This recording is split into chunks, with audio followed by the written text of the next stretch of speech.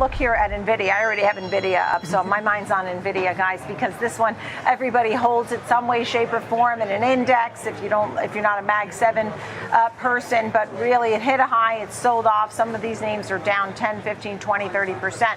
So 153 was the high. Your thoughts on Nvidia today? I'm glad you brought us this. Yeah, I thought it was important to talk about, especially after the event yesterday. Yeah, we had the GTC conference. Sorry to interrupt. Yes. Oh yeah, absolutely.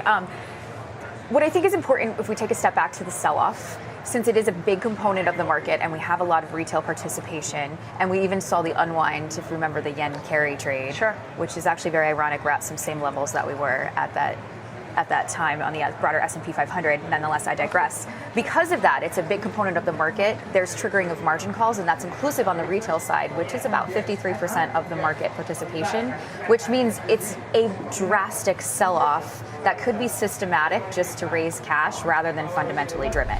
That brings me to GTC. I am still a big proponent of Nvidia. Nvidia, it's more than just chips, and we saw this from GTC. We even saw this from the previous event in Vegas where you had the keynote. My big concern was, is this just chips? That's Wall Street's concern. Where is the demand going to come from? That's not the case with Nvidia. Right. It actually created a moat with CUDA around it. So think about this. I'll use Tesla, for example, needs Nvidia chips for autonomous driving. On top of that, it needs a layer of software in order to train it that's consistently there. Nvidia provides that. It needs training and inference models. Nvidia provides that. Essentially, Nvidia is creating this AI ecosystem with the AI for everything, where it's becoming an end-to-end solution. And that's the goal, which is a longer-term goal, which means there's volatility if something puts, the market tends to look at things quarterly. However, I think it's a wonderful buying opportunity right now because of that, hopefully, compounding investment thesis we just I mean, you think we see that, and I understand what you're saying, because I've been hearing a lot about that NVIDIA is just more than just a chip. It's its whole model, the AI ecosystem, as you apropos. That was very well put. The 153, you think we'll see that 153 again? I mean, how long does it take to get back to highs? Yeah, I think we will. I think what the Wall Street wants to see is another company saying, I have revenue, because it's not enough that NVIDIA is consistently meeting expectations. Right. They want to see somebody else benefiting from NVIDIA, which is so difficult, and that doesn't even make sense saying it out loud, but that's what it seems like Wall Street's looking for. And we heard that deal yesterday with General Motors, yes, too. Exactly. Actually, we heard it 2 days ago. Rick, your thoughts? I guess my comment, just kind of piggybacking off Jessica, is, these AI companies, even if new AIs need less chips, they still need a ton of chips. They still need a ton of hardware. They still need all kinds of supplies. So it seems like long term, the prospects are pretty good for this field. Now, if we were to consider, just based on the demand situation here, just referring to that, but if we were to consider our chart here, we can see that for the most part, we had an uptrend here, moving higher and higher, gradually increasing our lows. We did bottom out here near our purple 250 2-day EMA. That's when we started running into some trouble. We had our highs near 153, subsequently lower and lower highs. We saw momentum trending downward. Now we are sandwiched between our purple 250 2-day EMA and our yellow 21-day EMA. So some kind of mixed pictures here, because we are not breaking above our 21-day EMA, but we are potentially pushing out of our shorter term white downward sloping trend lines here. So what the bulls would want would be a big push above these resistance levels and to reestablish some traction above this red line, 130, highs, lows, lows, lows, low point again there in consolidation after a retest here. But that would be another breakout point that the bulls would want to retake. So if we were to assess our other key levels based on our other studies, once again, we are right in the thick of a volume node here near about 120. So based on our other technical indicators, right about where we are now looks pretty important to hold. If we do move to the upside, we take out that 130 level. The next volume node that stands out to me near about 140, and then we have our gap low and our subsequent high where we retested that area near about 142, Nicole. All right, thank you for that. And showing the higher volume now as we're getting to lower levels and people stepping in and trading and buying and such. One of the most well-known brands in the artificial intelligence, AI semiconductor market is Nvidia. In the data center graphics card industry, it is the market leader. The good news for potential investors is that the stock has been under pressure in 2025. Despite releasing strong fiscal 2025 earnings in late February, which included projections indicating that its remarkable growth is here to stay, Nvidia has lost 12% of company value thus far this year. Let's examine the factors that could help Nvidia recover and see strong returns in the upcoming year. For AI model training and inference, governments and cloud computing behemoths worldwide depend on Nvidia's graphics processing units, GPUs.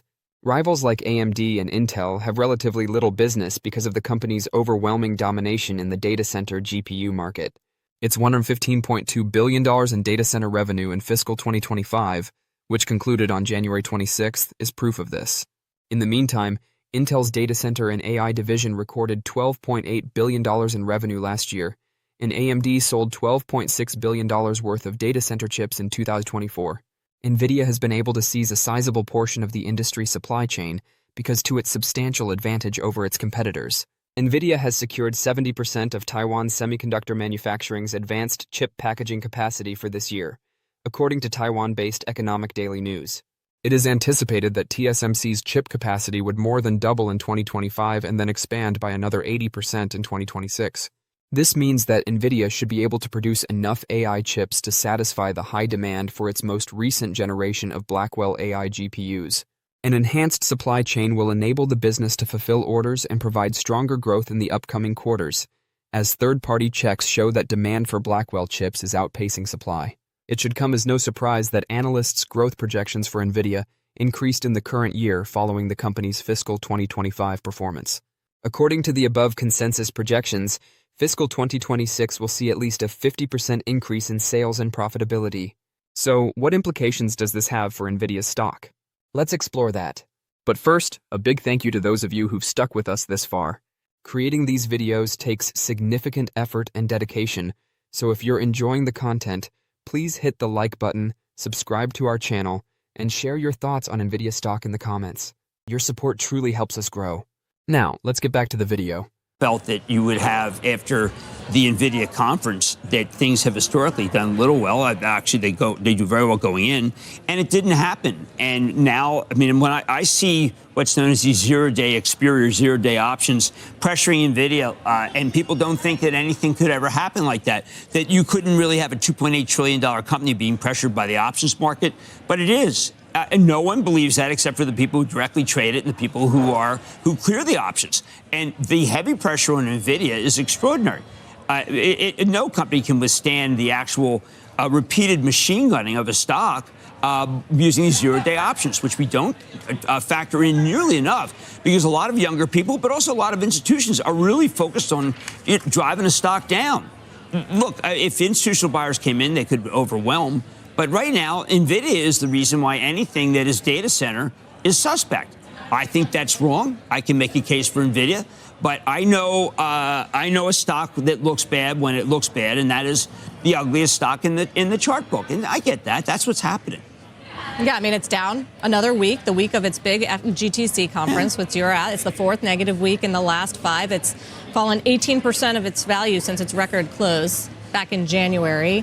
Even though we get these news bits, Jim, like the OpenAI news, did you see this? The first data center complex for the Stargate project, $100 billion project, will have space for 400,000 NVIDIA AI chips in it. Meta's using, what, 600,000? I mean, the numbers are staggering. You can't build these centers and you can't do AI without NVIDIA. And I think that Jensen Huang, if you actually parse his words, you would have realized the demand is just ridiculous. He claims that they can make so many more than they could. The yield in the first quarter wasn't that good. I think the numbers are going to inflect. I think the gross margins are going to go from 71 to 75%. But right now, the stock is gripped with all the negativity that has captured our stock market. And I think that it's not like you're going to hear from the administration, we look at the stock market, we're going to go easy. That's not their thing. Their thing is to say, we'll even sacrifice the stock market to get what we want, and then we'll look to see what happens. But look, I have no illusions. The action in NVIDIA is pulling down all of tech. However, Nvidia claims that as it finishes ramping up production of its Blackwell processors, its gross margin will begin to rise. During the most recent earnings call, CFO Colette Kress mentioned that Nvidia will have many opportunities to improve the cost once manufacturing is fully underway. The business is now prioritizing output to meet demand. The gross margin should therefore increase from the low to 70% range in the early part of the fiscal year to the mid-70% range in the later portion. 93% of the 67 analysts who follow Nvidia have given it a buy rating. Furthermore, the stock is currently trading 52% below its 12-month median price objective of 175. If Nvidia's profitability increases over the year, the company may in fact move closer to that price goal. Additionally, the stock's forward price-to-earnings ratio of 26 is close to its lowest level over the previous 12 months. Nvidia presented 1 trillion possible reasons for investors to purchase its stock at its GTC conference. This was demonstrated by CEO Jensen Huang's prediction that by 2028, capital expenditures, CapEx for data center infrastructure, will reach $1 trillion or more. However, the strong forecast and other positive news from the event were mostly dismissed by investors. However, the stock has a lot more upside from here if Nvidia's predictions come true. Nvidia will benefit greatly from a further acceleration of spending in the data center infrastructure area, with $1 trillion in capital expenditures expected by 2028. Because of their strong data processing capabilities and user-friendliness, the company's graphics processing units, GPUs, have emerged as the foundation of the artificial intelligence, AI infrastructure build-out. According to a presentation chart, Nvidia projected that the cost of data center infrastructure in 2024 will be approximately $400 billion. The corporation generated $130.5 billion in sales for its most recent fiscal year 2025, which concluded in January. Of that amount, $115.2 billion came from its data center sector. In the meantime, research firm Del Oro Group recently projected that $455 billion would be spent on data center infrastructure in 2024. As a result, Nvidia presently receives between 25% and 30% of these expenditures. To stay informed about the latest developments from Nvidia and the ever-changing stock market, consider subscribing to our investing tutorial channel. We provide daily updates on significant market shifts and key catalysts, so hit that subscribe button to ensure you never miss crucial information. We'd love to hear your thoughts on Nvidia stock, so please share your opinions in the comments below. Now, let's dive into today's video. In the red and now lower for 4 out of the last 5 weeks. That's despite positive commentary from CEO Jensen Huang during the company's GCT Developers Conference. Our next guest says he has found more reasons this week to be bullish for the long term. So joining us now is Creative Strategies CEO Ben Bajaran. Ben, it's good to have you on, and let's start right there. What was it about a multitude of days and messages and partnerships and news announcements this week that solidified that case for you? Yeah, I think there was a number of things. I mean, obviously, it's hard to be bullish against just the roadmap that they showed.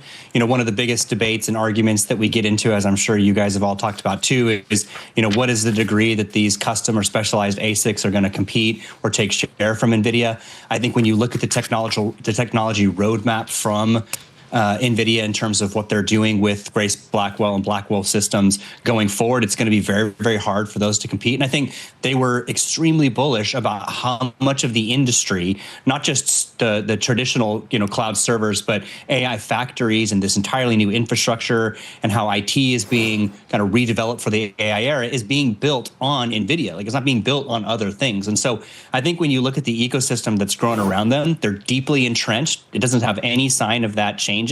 And I think the roadmap for that CapEx that's being spent on the back of NVIDIA just shows that there's still a good few years, if not longer, of growth behind them just in data center, let alone robotics and AV and all of these other areas that they're talking about. But to change the game for the stock trajectory, I wonder if, NVIDIA has to tackle a whole new area of business or get a bigger share, even bigger share than it's already got. Jensen Huang has been kind of the ultimate statesman, not just for AI, but now for quantum, for robotics, for all these things. But does he go vertical at some point and sort of gobble up a piece of what partners have been taking? Yeah, I mean, and I think they're showing that. If you look at what they're talking about architecturally, particularly within the Grace Blackwell systems, which is, again, where they do the ARM CPU, the Grace ARM CPU, there's a lot more networking involved in there. There's a lot more custom rack development, custom boards.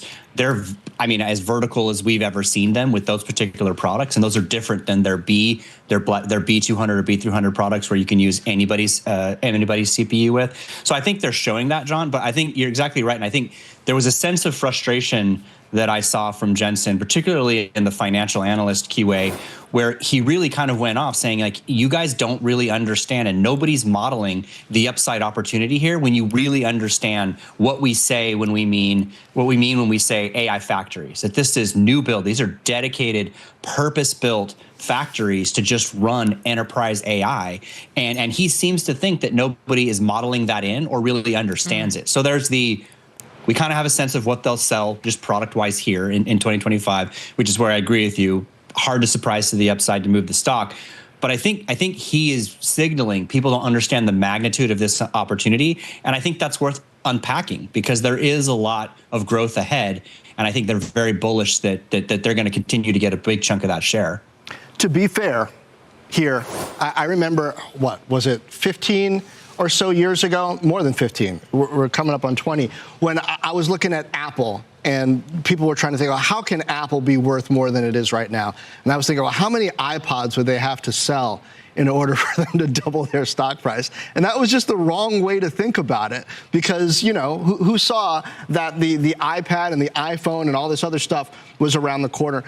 Is it similar for NVIDIA, perhaps, the areas that become available when technology shifts so dramatically? I think so, and I think that's why he's using this vast TAM expansive types of language, right? He said if the world's industry is a $120 trillion industry, and you believe that a good chunk of that industry is going to redo their infrastructure, rebuild new infrastructure because they need to build these AI factories, that NVIDIA would get a good portion of that. And so I think he's trying to say, you know, if we are at the center of this new intelligence frontier, this industrial revolution for AI and intelligence, we're the backbone, the standard that this is being built on. You've got to really look wider at how much this is going to change every industry and the spending in that industry and GDP for countries and all of these things. So I think he's really trying to sell a wider vision. I think that's where he's getting frustrated that people aren't grasping it. And like I said, I think that is worth debating and discussing. What does this really look like over the next 5 to 10 years? I wonder how closely you're watching some of the what I'll call NVIDIA proxies that are maybe in the private markets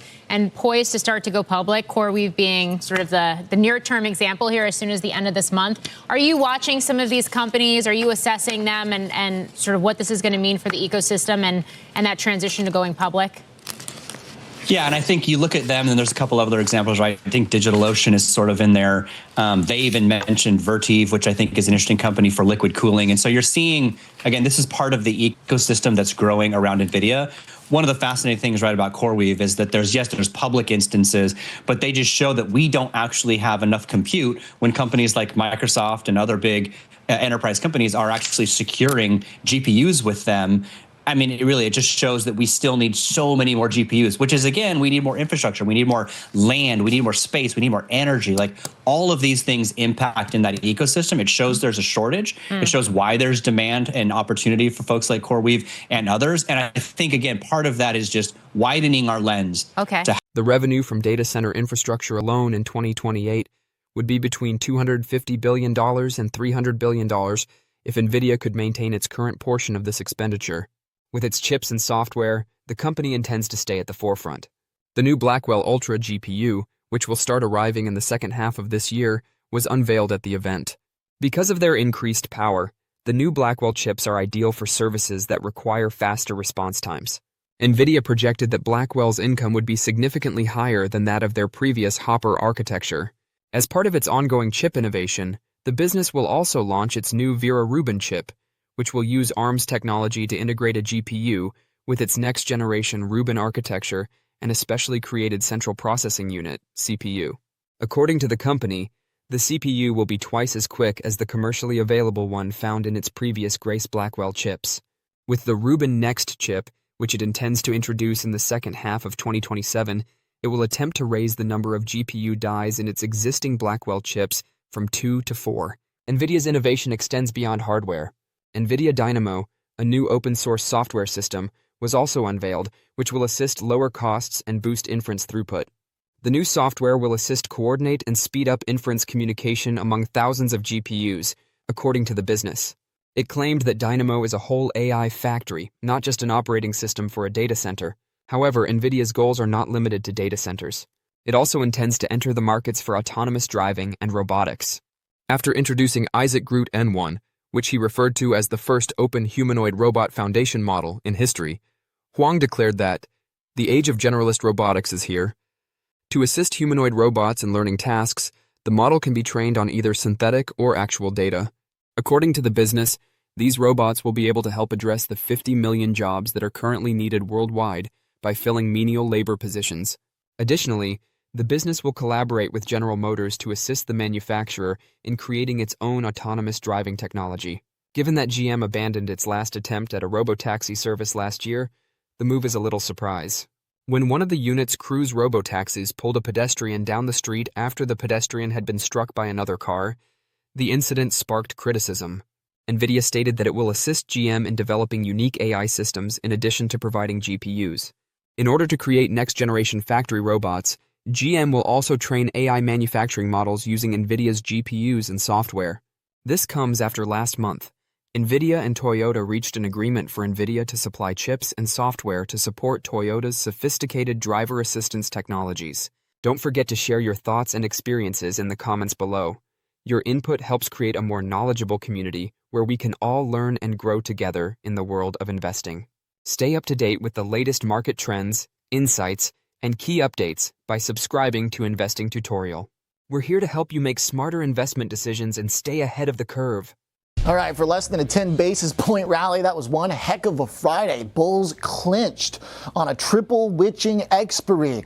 And a lot of things happened exactly the way they wanted and the way I thought they were going to. My risk radar is yellow across the board, but there is a ton going on underneath the surface. I said earlier this week, this has been one of the most interesting couple weeks in my career, and I think if you go back and look at the different types of sell-offs we've had, it's quite unique. A lot of it has very much been tech-focused, and seeing the tech part of this market firm up was clutch from the beginning. Even though it's nice to see breadth expand, a lot of that is just analytical interest. What matters mathematically is if the big caps hold in, and they did. But today was also important too, and this whole week was important in the macro context. We got a lot of the things that I was looking for on the macro side that set the stage for this. But firstly, just the price action. If you're a price is king type of trader and you're just purely looking at the charts, what was good about today is the fact that we had an overnight sell-off and then we scooped up stocks throughout the session. Look at the wick on today's move. Okay, we haven't had one of those in a while.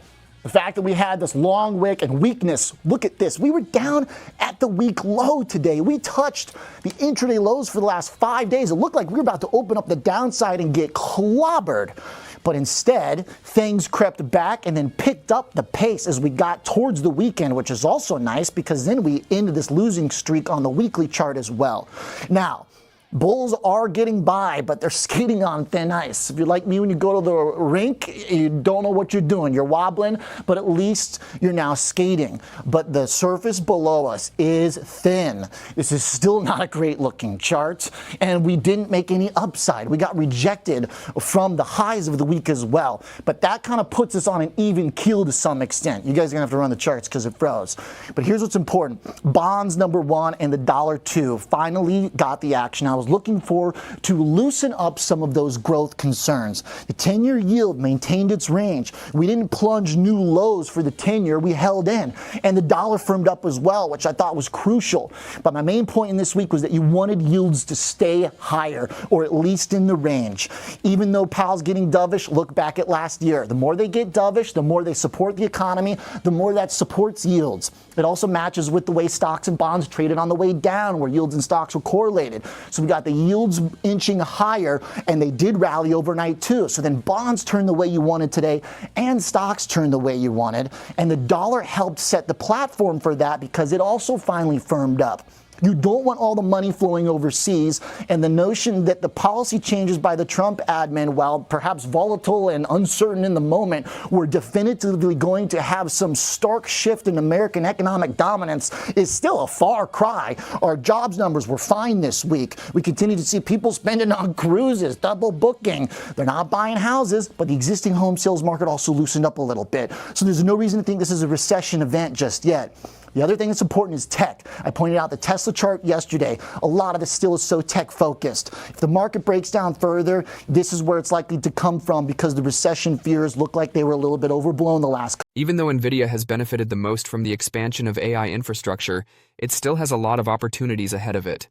Spending on AI infrastructure continues to rise, and Nvidia is not sitting back and enjoying its success. It keeps pushing the boundaries of innovation and wants to be the best in AI inference as opposed to just AI training. In the meantime, it is searching for expansion into other sizable prospective markets outside of the data center. Meanwhile, after the current market sell-off, Nvidia's stock is still reasonably priced. The company is trading at a price or earnings to growth (PG) ratio below 4.5 and a forward price to earnings (PE) ratio less than 26 times this year's analyst expectations. Generally speaking, a stock is deemed inexpensive when its PEG is 1, and Nvidia's multiple is much below this threshold. Therefore, at present prices, Nvidia appears to be a wise long-term investment.